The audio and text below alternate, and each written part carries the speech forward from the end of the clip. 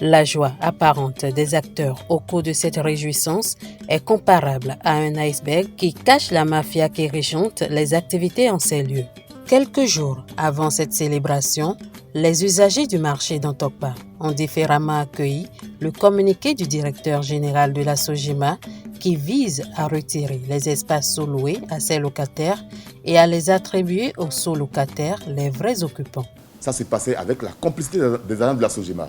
Et donc, on profite donc des situations pour se faire attribuer plusieurs emplacements. C'est un business pour les gens. Les gens commettent des agences immobilières qui viennent opérer en lieu plat de la Sojima. Le droit positif béninois permet la sous-location, mais dans des conditions bien définies. Vous pouvez être locataire d'un logement, vous pouvez donner ce logement en sous-location. Mais pour le faire, la loi exige que celui qui sous-loue, donc le locataire qui sous-loue son logement, implique le bailleur. C'est-à-dire qu'il tienne le bailleur informé de cette situation et qu'il le tienne également informé de ce que le sous-locataire va payer comme loyer. Si ces deux conditions-là sont remplies, oui, la sous-location est une possibilité. Donc, la loi béninoise numéro 2018-12 permet la sous-location. La question qui va se poser ici, c'est est-ce que la sous-location opérée au marché d'Antokpa rentre dans le champ d'application de cette loi?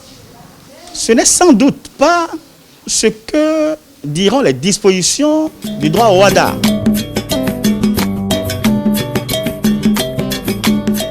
Et l'article 121 de l'acte uniforme de l'OHADA, relatif au commerce général, est clair là-dessus. La sous-location est formellement interdite, ainsi que la cession des domaines, des emplacements. Ces propos révèlent l'escroquerie dont sont victimes les sous-locataires et l'abus du bien public relatif au patrimoine de la Sojima. Un emplacement qu'on vous a attribué à un coût dérisoire, à un prix dérisoire, vous le vendez à 5 millions, 6 millions, 10 millions, voire 30 millions. Pendant ce temps, la Sojima, qui est censée de recouvrer juste 4 000 francs par mois sur ce domaine, n'arrive pas à opérer. Puisque la Sojima dit, lorsque vous trouvez quelqu'un pour l'emplacement, moi je vous fais la mutation de nom. Il y a une fiche ici qu'on prend à la Sojima, la fiche de désengagement. Vous désengagez, vous imaginez, vous vendez l'emplacement à 5 millions, à 10 millions, et vous venez ici à la Sojima pour faire mutation de nom contre 55 000. Certains commerçants finissent par quitter le marché pour échapper aux pressions financières et morales.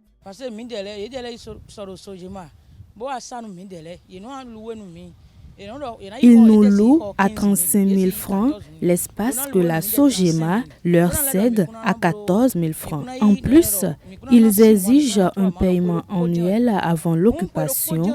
À défaut de payer ce loyer d'un trait chaque année, ils nous renvoient. Certains ont vu les espaces sous-loués cassés le lendemain du jour du paiement du loyer annuel, une somme payée à l'entame de l'année. Cette pression financière nous a fait quitter le marché. Approchée, la représentante des usagers des marchés du Bénin, Mme Anastasie Chaudaton, n'a pas voulu se prononcer sur la question. Elle convient toutefois de la nécessité d'assainir le marché.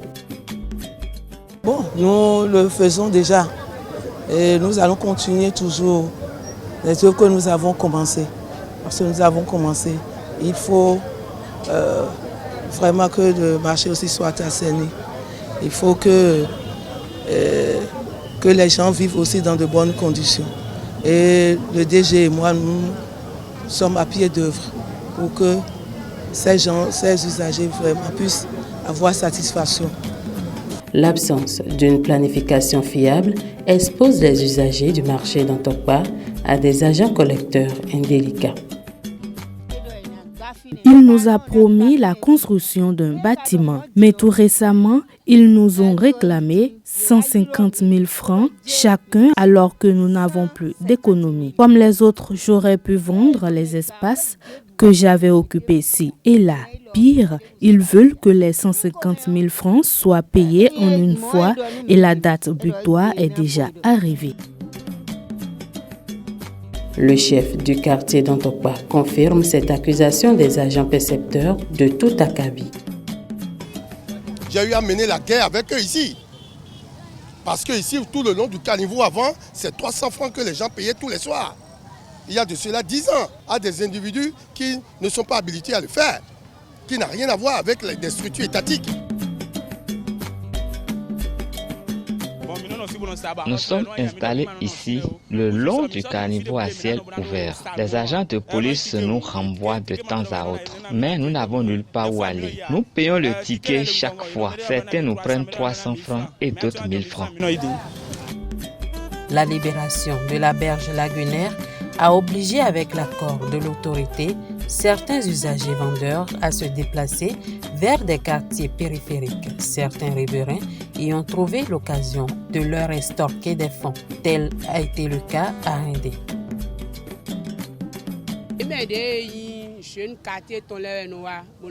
Les jeunes du quartier ont renvoyé nos responsables. Alors, ils ont défini des tarifs qu'ils perçoivent auprès de tous les marchands sans reçu. Ils perçoivent 200 francs par marchand par jour. Ils perçoivent des fonds quand les marchandises restantes doivent y rester jusqu'au lendemain. Ils perçoivent 300 francs par parasol par jour. La mairie de Cotonou, autrefois gestionnaire du marché d'Antokpa, s'invite également dans ce débat qui fait saigner la poche des usagers. Un conflit d'attribution entre la SOGEMA et l'autorité communale laisse l'opportunité aux agents collecteurs des deux structures d'exercer une pression financière sur les usagers. Moi, je suis le chef quartier de Tantokpa. Donc, c'est pour l'attestation de résidence, c'est moi qui les délivre. Parce que si je dois assainir les lieux, je dois avoir d'abord la permission de la SOGEMA. Je me demande où on va. Il faudrait me déterminer ça. La SOGEMA n'a pas la même interprétation de la cartographie de Dantokpa. Nous avons délimité, nous avons mis les plaques pour pouvoir délimiter notre champ d'action afin de mieux travailler pour ne plus tomber sur le terrain de la mairie et éviter que les agents de la mairie aussi ne fassent incursion sur nos domaines.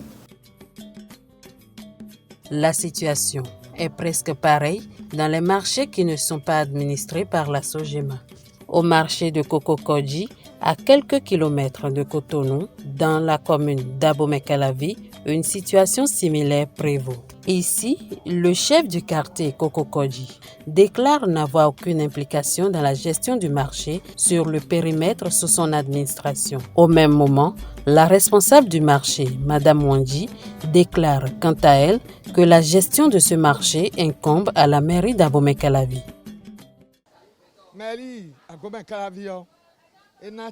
La mairie d'Abomey-Calavi a ordonné le recensement de tous les marchands des marchés de la commune. Ici, à Kokokodji, nous avons enregistré tous les occupants avec le numéro de leur hangar, leur numéro de téléphone et leur photo. Cette opération permettra d'établir les cartes à tous les occupants. Cette opération a pris également en compte les marchands installés sur l'ancien parking auto. Cette opération s'étend à tous les marchés de la commune. Tous les commerçants seront identifiés.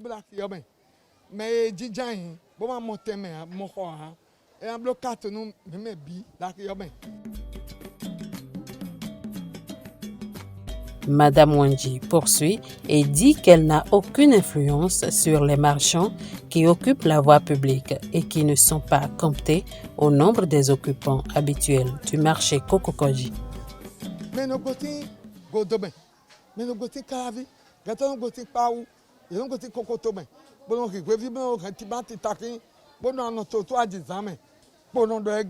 Nous avons mené tous les combats avec l'appui de la police pour les discipliner en vain. Nous remercions le gouvernement qui a prévu une clôture pour le marché. L'installation d'un poste de police dans l'enceinte sera un atout pour éviter l'installation de commerces sur les rails, sur la route et aux abords.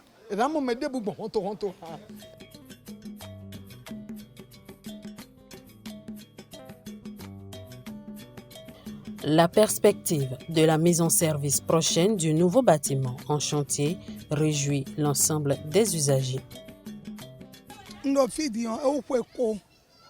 Je mène mes activités ici depuis plus de 20 ans. Le marché a été déplacé jusqu'à ce que je me retrouve devant l'église des Assemblées de Dieu exposée à toutes les intempéries. Je souhaiterais avoir un abri décent dans le nouveau marché.